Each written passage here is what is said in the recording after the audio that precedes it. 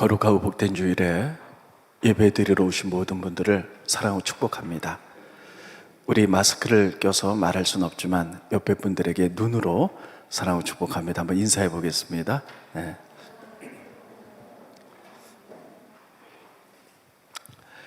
요즘 우리는 성경 읽기표에 따라서 우리가 역대기를 읽습니다.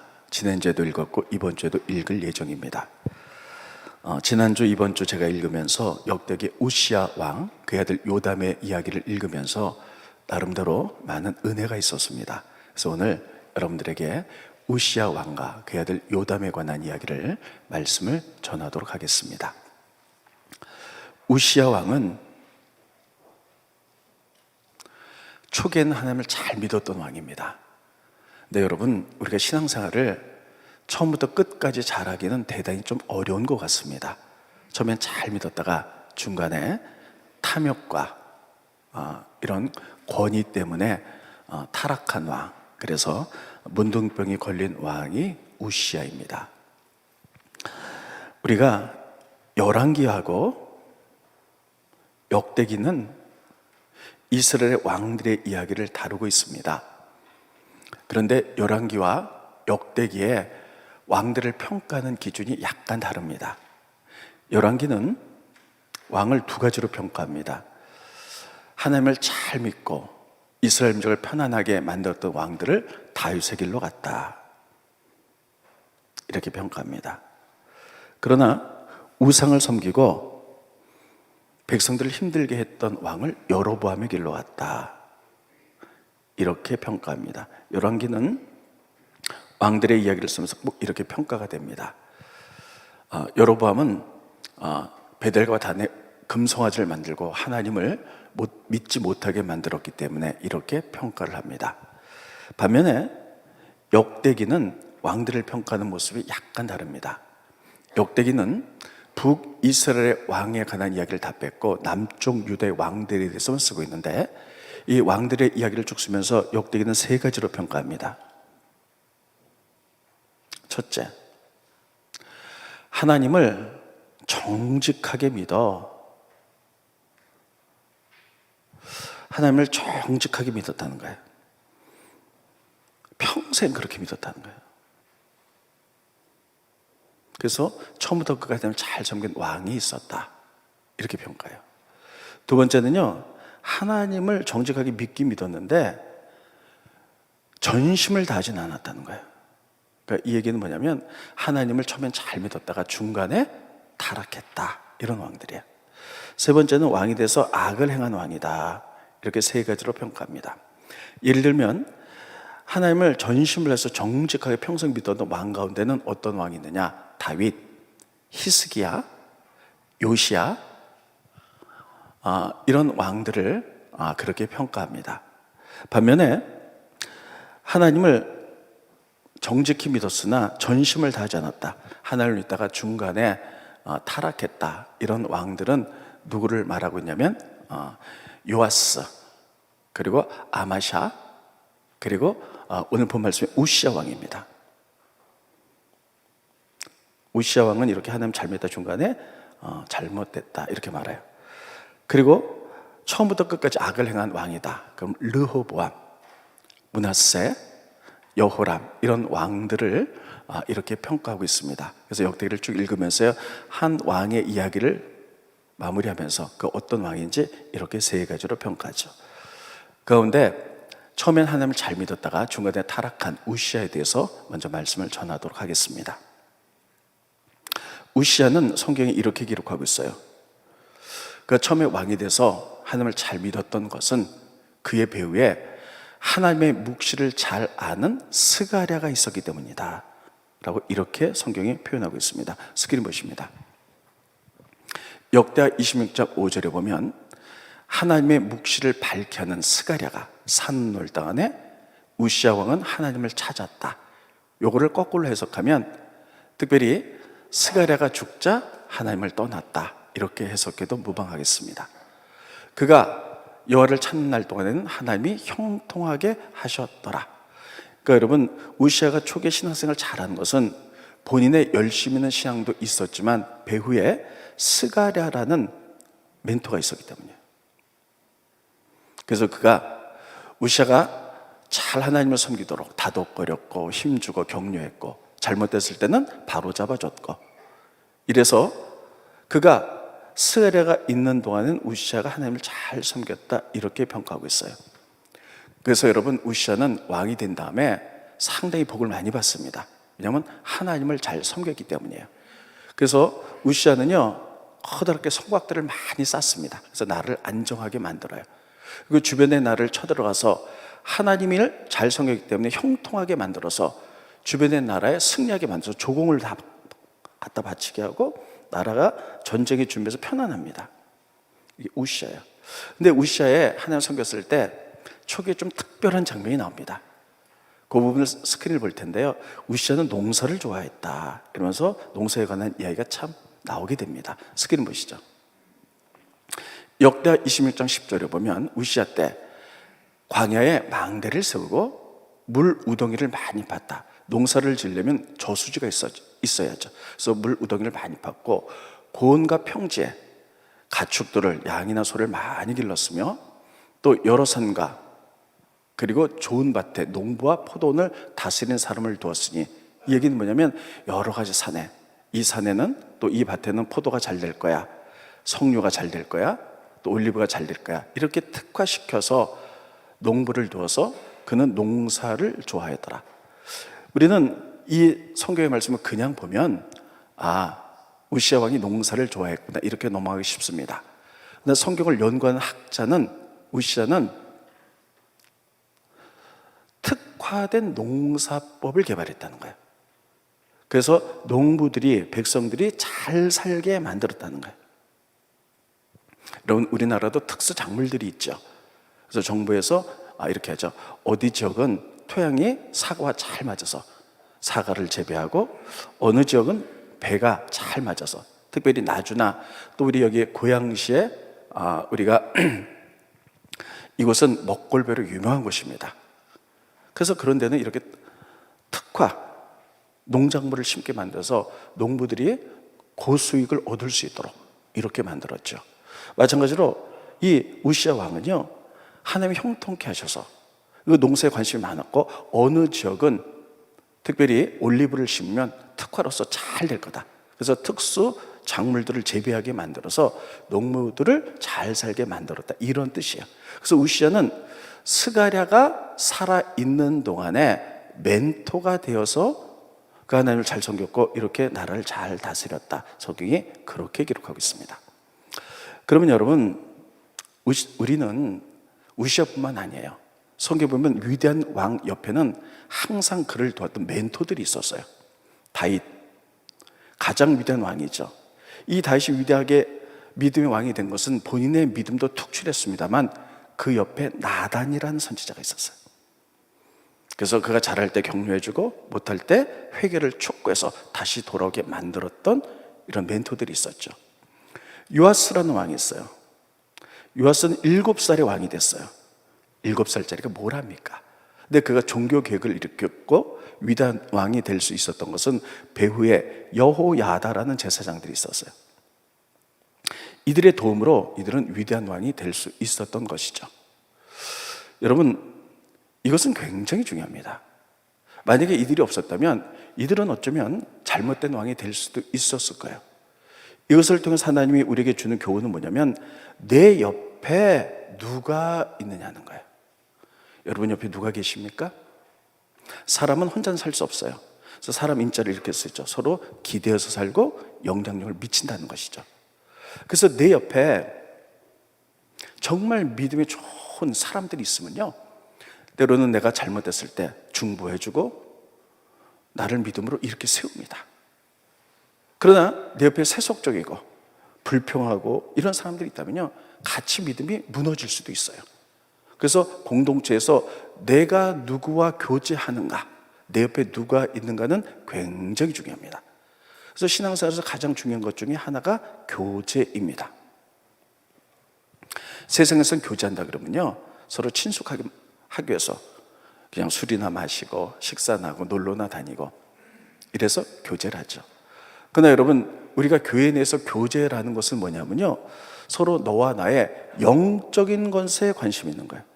그래서 서로 영적으로 성숙시키도록, 그러기 위해서 필요하면 차도 마시는 거고 필요하면 식사도 하는 거예요. 그래서 그래서 서로 영적인 것에 관심이 갖고 서로 도와줌으로 말미암아 시너지 효과를 가지고 믿음이 성장해 나가는 것을 우리는 교제라고 합니다. 그래서 여러분, 우리가 신앙생활 하는데 이 교제의 영역은 굉장히 중요합니다. 내 옆에 누가 있느냐는 것이죠. 여러분들이 옆에 있는 분에게 영적인 멘토가 되시길 바랍니다. 또 옆에 있는 분들이 여러분들의 멘토가 되시길 바랍니다. 서로 신앙이 성숙할 수 있도록 서로 시너지 효과로 이렇게 교제하시기 바랍니다. 지금 코로나19로 인하여 이게 끝나게 되면 기독교도 많은 변화가 있을 것이다. 기독교 포럼에서 이런 얘기가 있었습니다. 세상도 많이 변하게 될 것입니다. 근데 기독교 포럼에서 어떤 변화가 있느냐면, 첫 번째가 그동안에 우리가 인터넷 예배를 드렸죠. 영상 예배를 드렸죠. 그래서 이게 편하다 보니까 코로나가 끝나도 교인들의 약 15% 정도가 교회 오지 않고 인터넷 예배를 드릴 것이다. 이게 얼마나 신빙성 있는지 몰라도 그런 통계가 나왔습니다. 여러분, 우리가 인터넷 예배는, 영상 예배는 몸이 아프거나 특별한 상황 속에 있을 때는 그것이 드려도 무방합니다. 근데 충분히 교회에 올 수 있음에도 불구하고 이렇게 되면은요, 편할 수는 있어요. 근데 교회라는 것이 꼭 예배만 드리는 것은 아니에요. 중보하고 헌신하고 서로 성도끼리 교제하는 것들이 있는 것이죠. 근데 인터넷 예배나 편하게 두세 달 동안 드려다 보니까 너무 편해. 그래서 우리 인터넷 예배만 드릴 거야. 그것만 드리고 성도 간의 교제가 없다면 어떻게 될까요? 내가 신앙생활 하다가 믿음이 떨어지고 시험 들 때 아무도 나를 일으켜줄 사람이 없다는 사실이에요. 여러분, 우리가 믿음이 올라가는 것은 굉장히 어렵잖아요. 한 단계 한 단계 수십 년 거쳐 믿음이 올라가지만 백슬라이딩에서 넘어질 때는 한순간에 넘어지는 거예요. 그래서 기독교가 코로나가 끝나면 이런 일들이 벌어질 것이다. 그래서 이렇게 하다 보면요, 사람들이 이제 교회를 안 다녀요. 그래서 입으로는 크리스찬이에요. 이런 교인이 점점 증가하게 될 것이다. 이렇게 말하고 있습니다. 그래서 우리가 이것을 통해서 깨닫는 것은, 이 우시아가 옆에 스가랴가 있는 동안에 열심히 신앙생활하고 나라를 부흥하게 만들었다는 것들을 통하여 내 옆에 누가 있는가, 믿음의 사람들과 교제할 수 있기를 예수님의 이름으로 축원드리겠습니다. 이것은 대단히 중요한 얘기예요. 그런데 두 번째, 우시아, 스가랴가 죽었어요. 그러니까 우시아는 바로 타락의 그 길을 걷습니다. 우시아는 절대 왕권을 갖고 싶어요. 여러분, 이스라엘 나라와 이방 나라는 왕들이 약간 차이가 있어요. 이방 나라는 어땠냐면요, 왕들이 절대 권세를 갖고 있었어요. 그래서 왕이면서 그 당시에 전부 다 고대에는 많은 사람들이 종교를 갖고 있었거든요. 왕들이 제사장 역할을 다 갖고 있어요, 이방 나라는요. 그래서 왕과 제사장 역할을 갖고 절대 왕권을 갖고 있었어요. 예를 들면 두로라는 나라에 엣바알이라는 제사장의 딸이 이세벨이잖아요. 그 엣바알은 두로라는 나라의 왕이면서 제사장이었어요. 절대 정권을 갖고 있었어요. 반면에 이스라엘 나라는 왕은 정치를 하는 정권을 갖고 있었지만 항상 그 위에 제사장들이 있었어요. 그래서 제사장들의 통제를 받았어요. 그래서 전쟁 나갈 때도 제사장이 묻고, 제사장 하나님께 기도해서 전쟁에 나가십시오 하면 전쟁에 나갔고, 무슨 일이 있을 때마다 제사장의 도움을 받고, 그래서 왕은 권력을, 정치를 가졌지만 특별히 제사장의 케어 밑에서 가졌어요. 그런데 스가랴가 살아있는 동안에 우시아는 이렇게 잘 살았는데, 스가랴가 죽고 나자 우시아는 이제 세상적인 절대 권력을 갖고 싶어합니다. 주변 나라를 보니까 이방의 나라들은 왕권과 제사장권을 다 갖고 있어서 절대 권력으로 막 휘둘려요. 근데 본인은 그동안에 제사장 밑에서 왕노를 했거든요. 그래서 이제부터는 절대 권력을, 욕망을 향한 이런 길로 나가게 됩니다. 그래서 그가 첫 번째 했던 것은요, 그 당시에 최고의 제사장 사독의 딸과 결혼을 해요. 그것도 다 정략적인 결혼입니다. 그래서 이런 제사 정권을 갖기를 원했죠. 그러나서 어떤 일을 행하느냐, 여기서부터 그의 범죄가 드러납니다. 성전에는 분향하러 들어갈 때는 제사장들만 들어가요. 근데 왕이 성전에 들어가서 제사장들이 자기가 분향하겠다는 거예요. 그 얘기는 뭐냐면 제사장권과 왕권을 같이 갖겠다는 뜻이에요. 절대 권력을 갖겠다는 뜻이에요. 그래서 분향하러 이렇게 들어가니까 제사장들이 막습니다. 이건 하나님께 범죄입니다. 그렇게 하지 마십시오. 네, 듣지 않죠. 그리고 이런 막 화를 내죠. 화를 낼 때 하나님께서 그에게 문둥병이 걸리게 만들었다. 그래서 문둥병이 걸려서 평생 문둥병으로 살다가 죽습니다. 스크린 보시죠. 역대하 26장 18절에 보면 우시야 왕 곁에 서서 그에게 이르되, 이제 제사장들이 우시야여, 여호와께 분향하는 일은 왕이 할 바가 아닙니다. 오직 분향하기 위하여 구별함을 받은 아론의 자손 제사장들이 할 바입니다. 성소에서 나가십시오. 말씀을 가르쳐요. 이것은 왕이 범죄했으니 하나님 여호와께서 영광을 얻지 못하리이다. 여러분, 그는 그동안에 제사장의 케어 밑에서 왕노릇을 했는데 이것을 다 갖고 싶었던 거예요.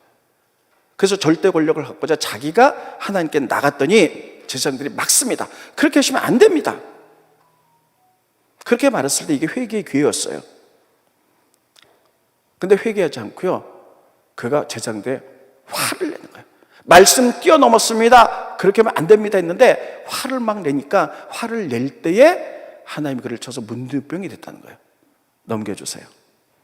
역대 26장 19절에 보면 우시야가 손으로 향로를 잡고 분향하러 가다가 제사장들이 말씀에 어긋난 거라고 막으니까 화를 내니, 그가 제사장에 화를 낼 때에 여호와의 전안 향단곁 제사장들 앞에서 그의 이마에 문둥병이 생겼다. 이렇게 쓰고 있어요. 이게 참 하나님이 오늘 우리에게 주시는 귀한 메시지입니다. 우리는 죄를 져서는 안 돼요. 근데 우리가 죄된 세상에서 살다 보니까요, 나도 모르게 또 어쩔 수 없이 먹고 살기 위해서 현실과 타협하다 보면 죄를 짓는 경우가 있어요. 그럴 땐 바로 회개하셔야 돼요. 그럼 하나님이 그를 다시 사용하세요. 그런데 회개하지 않고 말씀을 뛰어넘었는데, 사람들이 다 이렇지 뭐, 이럴 땐 하나님께 심판을 받게 됩니다. 여러분 보세요. 성경은 우리 인간들이 죄를 져서는 안 되지만 어쩔 수 없이 죄를 질 때가 있다는 거예요. 근데 죄를 졌을 때 그들의 반응이 회개했느냐 아니냐에 따라서 하나님 계속 사용하고 축복으로 나가기도 하고 심판을 받고 저주를 받는다, 이게 나뉜다고 얘기를 해요. 여러분, 다윗 왕 보세요. 아주 위대한 왕이지만 어느 날 안목의 정욕 때문에 목욕하는 여인 밧세바 간음을 합니다.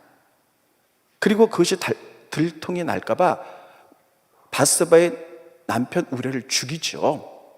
무서운 범죄를 순식간에 저질렀죠. 그때 나단이라는 선지자가 그것을 지적해납니다. 왕이요, 이건 하나님 앞에 무서운 범죄입니다. 그랬더니 다윗이 바로 무릎을 꿇습니다. 내가 잘못했습니다. 용서해 주십시오. 왕으로서 자존심도 있었을 거예요. 근데 하나님 앞에 다 내려놓는 거예요. 그래서 그 여자가 용서를 받고 고통을 있었죠. 하나님 그를 또 쓰시는 거예요. 그래서 우리는 다윗을 뭐라고 말하냐면 회개에 빠른 자다. 한번 따라했습니다. 회개에 빠른 자, 이렇게 말을 하는 겁니다. 반면에 우시양 보세요. 죄를 졌어요. 그래서 제사장들이 이거는 하나님께 범죄입니다, 나가십시오 하면서 말씀을 가르치고 회개의 기회를 줬는데도 불구하고, 그 만약에 바로 주저앉아서 다윗처럼 제가 잘못했습니다, 용서해 주십시오 이랬다면 하나님이 그걸 계속 들어 쓰셨을 거예요.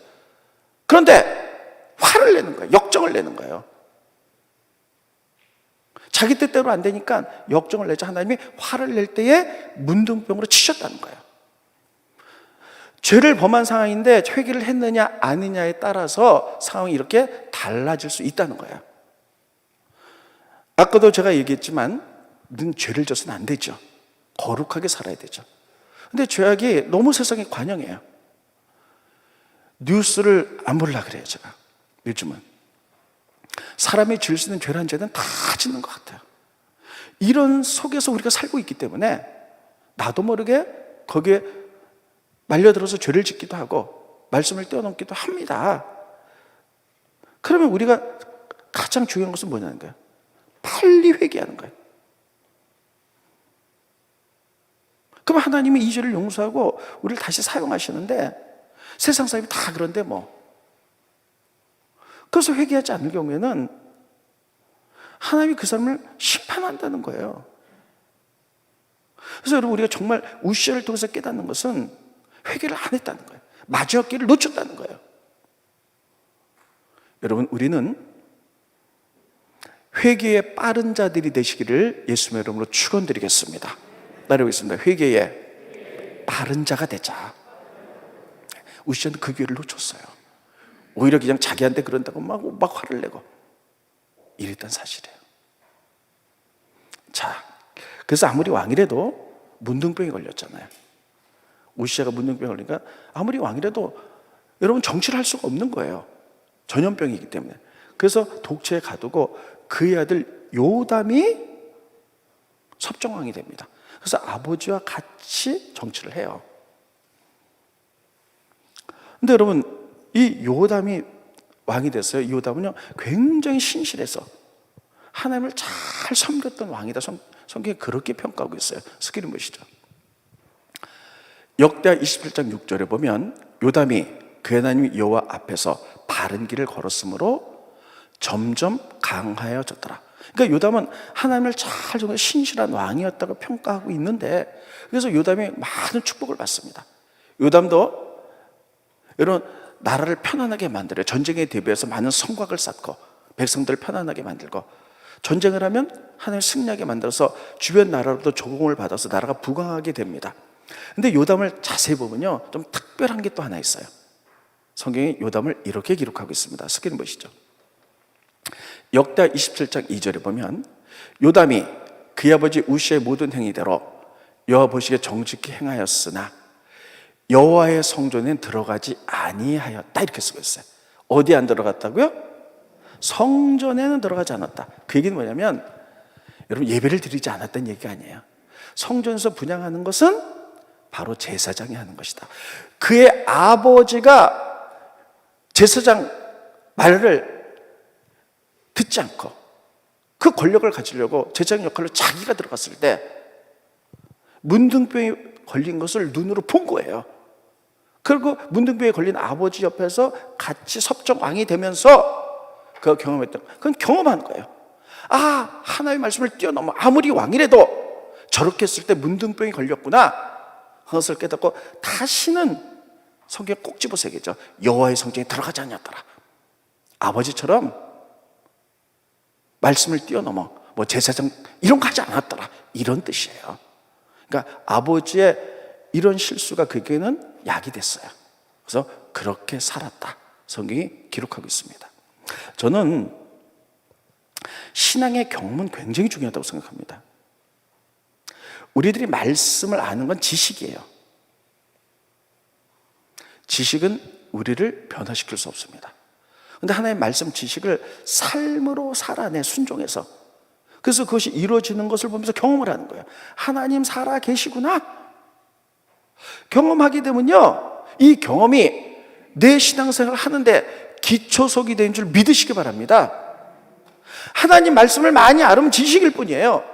근데 그 말씀을 순종해서 삶으로 살아냈더니 하나님의 약속이 이루어지는 거예요. 그리고 말씀대로 살지 않았더니 고통이 오는 거예요. 이런 고통을 통해서 경험하는 거예요. 경험하게 되면 그것을 통해서 내 믿음이 견고해 진 줄 믿으시기 바랍니다. 그래서 저는 성경 말씀도 많이 알아야 되겠지만 그것을 삶으로 살아내는 삶이 있어야 돼요. 그래서 하나님을 경험해야 된다고 생각합니다. 경험은 너무나 중요합니다. 지금은 코로나19가 어려움을 당하지만 정부에서 뭐 이렇게 돈도 주고 뭐 고양시도 돈도 주고 그래서 다시 소비가 활발해졌습니다. 그러나 이제 이 시기가 끝나면 가을, 겨울, 내년에는 정말 어떻게 될까? 정말 힘든 시기가 올 건데 우리는 어떻게 해야 될까 하는 거예요. 그래서 저는 이렇게 얘기합니다. 말씀을 삶으로 살아내보자. 그래서 그것을 경험해보자. 주변에 가난한 사람도 있는데 우리도 가난하지만 힘들겠지만 가난한 자를 돕자. 제가 가을에 내년 봄에도 이런 일을 좀 많이 할 예정이에요. 성경은 분명히 이렇게 얘기하고 있어요. 스크린을 좀 보실까요?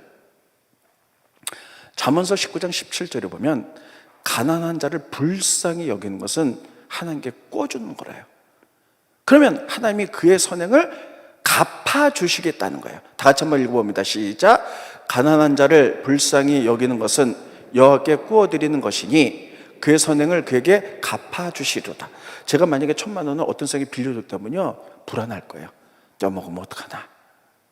근데 그것을 가난한 자에게 도와주면 그건 하나님께 꿔준 거에 되는 거라는 거예요. 하나님은 절대 떼먹지 않습니다. 그래서 좋은 것으로 우리에게 갚아주시겠다는 거예요. 이게 복인 줄 믿습니다.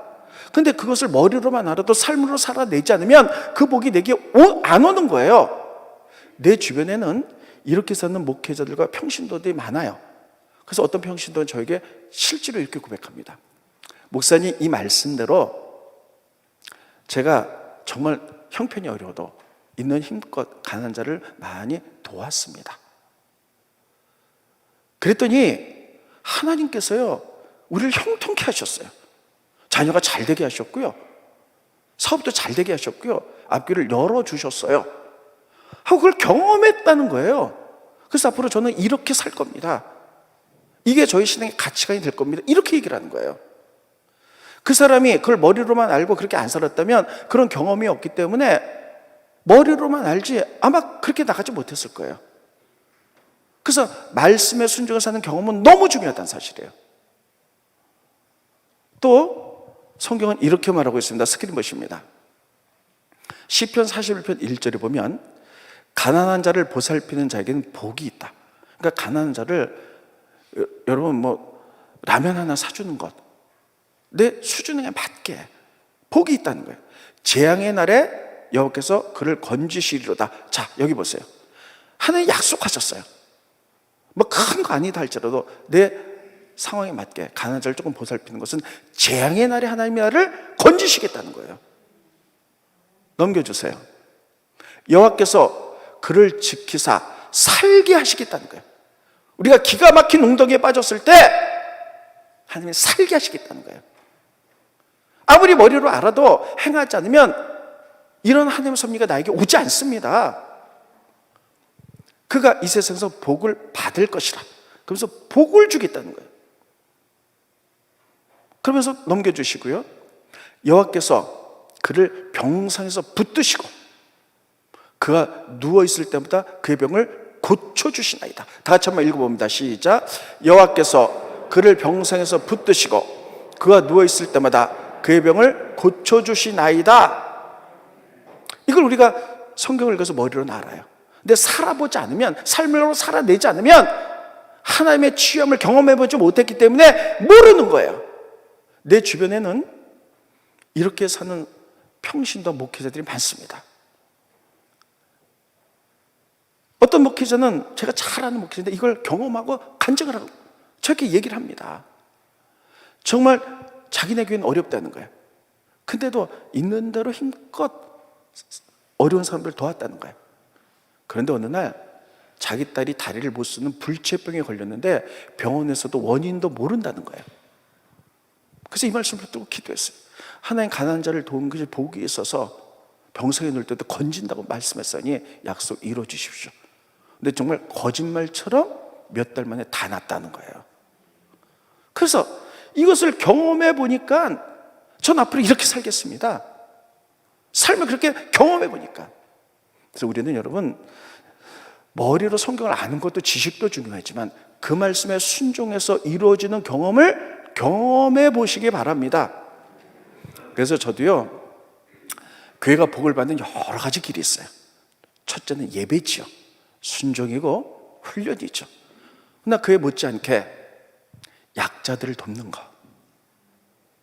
그동안도 해왔고 앞으로는 더 좀 많이 할 예정이에요. 앞으로는 우리나라가 더 어려워지기 때문이에요. 그러면 저는 이런 것들을 경험해 본 적이 있기 때문에 분명히 하나님의 약속을 믿습니다. 하나님의 복을 우리 교회에 주실 줄로 믿습니다. 우리 교인들이 기가 막힌 운동에 빠졌다 할지라도 회복시켜 주실 줄로 믿습니다. 요담은 그것을 경험했어요. 아버지가 불순종해서 제사장이 하는 일들을 할 때 문둥병인 것을 봤어요. 그래서 아버지에 대해 섭정왕이 됐어요. 그래서 그게 경험하고 느낀 것은 다시는 제사장들이 하는 이 일을 내가 하지 않아서 말씀을 뛰어넘지 않겠다. 그래서 성전에 평생 들어가지 않았다는 거예요. 예배를 안 드렸다는 얘기가 아닙니다. 이 경험은 그만큼 중요해요. 그래서 요담은 대단히 신실한 왕이었는데 이 요담도 실수를 하나 합니다. 참 어떤 실수를 하냐면 성경을 좀 보겠습니다. 요담이 그의 아버지 우시아의 모든 행위대로 여호와 보시기에 정직히 행했으나 여호와의 성전에 들어가지 아니하고 백성은 여전히 부패했더라. 이거 보면 참 이상한 말이 나와요. 요담은 하나님을 잘 섬겼어요. 잘 섬겼는데 그런데 백성들은 부패했다는 거예요. 굉장히 타락했다는 거예요. 여러분 이거 굉장히 특이한 케이스입니다. 구약에는 왕이 어떻게 하느냐에 따라 백성들을 다 움직이거든요. 왕이 하나님을 잘 섬기면 백성들을 다 잘 섬겨요. 왕이 우상을 섬기면 백성들 다 우상을 섬겨요. 열왕기에 다 그렇게 써 있어요. 그런데 요담 시대 때만큼은 왕이 하나님을 잘 섬겼어요. 근데 백성들은 여전히 부패했고 막 타락하고 썩었다는 거예요. 이거 좀 이상하지 않습니까? 그래서 우리는 이 이야기를 역대기를 보면서 열왕기를 같이 봐야 돼요. 왕들의 얘기가 두 군데 써 있기 때문이에요. 열왕기에 자세히 써 있고 열왕기에 안 써 있는 얘기가 역대기에 써 있어요. 그래서 역대기의 뜻은 열왕기에 누적된 것을 쓴 것이다 이런 뜻이에요. 그래서 열왕기를 보면은요 왜 백성들은 부패했는지 그 얘기가 나옵니다. 스크린 보시죠. 열왕기하 15장 34절에 보면 35절에 보면 요담이 그의 아버지 우시아의 행위대로 여호와께 보시기에 정직히 행하였으나 오직 산당을 제거하지 아니해서 백성이 여전히 산당에서 제사를 드리며 분향하였더라. 여러분 자기는 잘 믿었어요. 그런데 성경이 뭐라고 말하냐면 산당을 제거하지 않았다는 거예요. 그러니까 백성들이 점점 타락했다는 거예요. 여러분 제가 지난주에 산당에 대해서 얘기했어요. 그래서 꼭 기억하라 그랬어요. 이번 주에 요담 얘기한다고 산당에서 다시 한번 말씀드릴게요. 이스라엘 민족이 가나안 땅에 들어가기 전에 하나님 모세에게 말씀하셨어요. 너희가 가나안 땅에 들어가면 아무 데서나 제사 지내지 말고 하나님이 지정하신 그곳에서 성전을 짓고 제사 지내라. 이게 바로 예루살렘이에요. 근데 이때 솔로몬이 이제 여기 져서 여기서 그때부터 이 제사를 지냈거든요.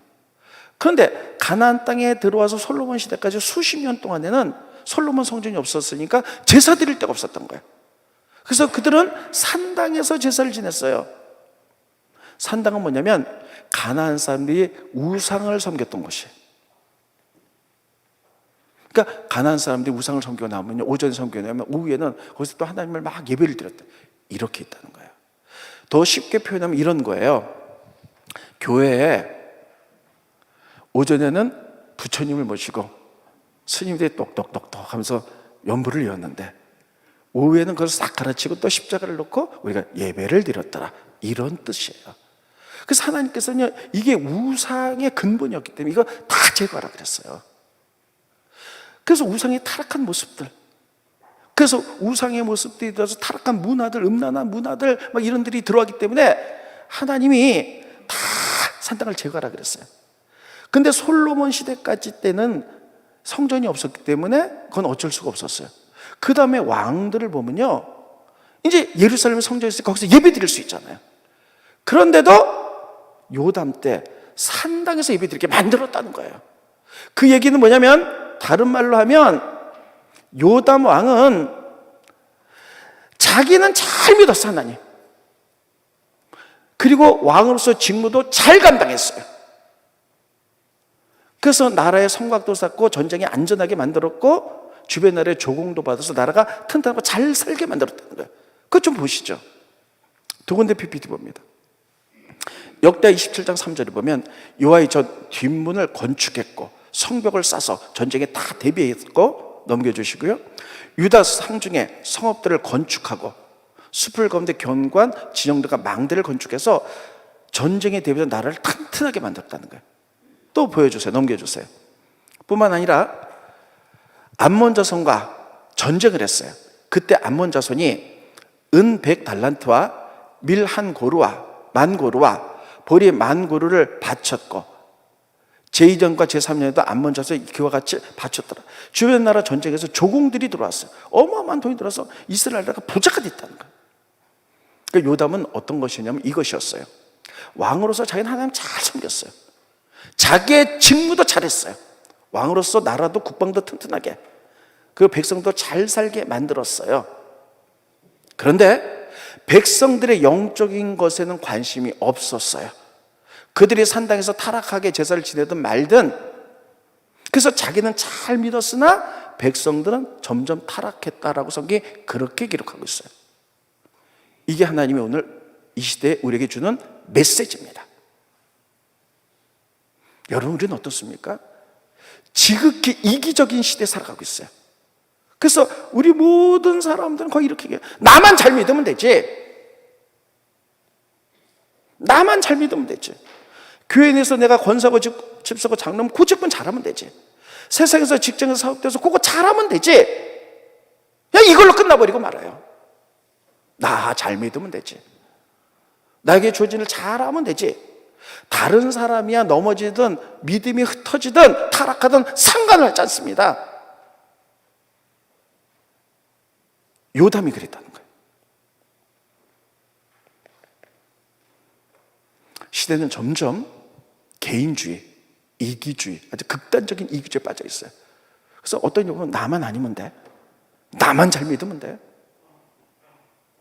다른 사람이 넘어지든 믿음이 타락하든 관심 갖지 않아요. 그리고 나에게 주어질 일만 잘하면 돼. 이 시대를 향하여 하나님이 우리에게 주시는 요담의 메시지가 바로 이것입니다. 요담은 왕으로서 잘 하나님 믿었어요. 왕으로서 직무도 잘했어요. 근데 백성들은 영적으로 점점 타락하고 썩어갔더라. 백성들의 영적인 관심이 없었다는 거예요.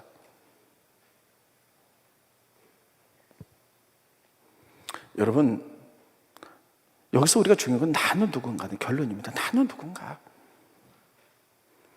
내 관점에서 나를 보는 것이 아니라 하나님의 시각으로 나를 보는 거예요. 하나님은 나를 누구라고 생각하는가? 내가 누굽니까? 나는 그저 예수 믿고 구원받아서 축복받고 나만 잘 믿으면 되는 겁니까?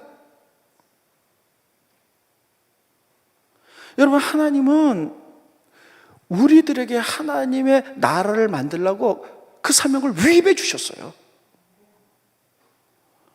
여러분 다 들으셨잖아요. 계속 제가 말씀. 하나님이 사람을 만들고 세상을 만들었어요. 하나님 만드셨는데 세상을 하나님 나라로 변화시킨 것을 우리에게 위임해 주셨어요.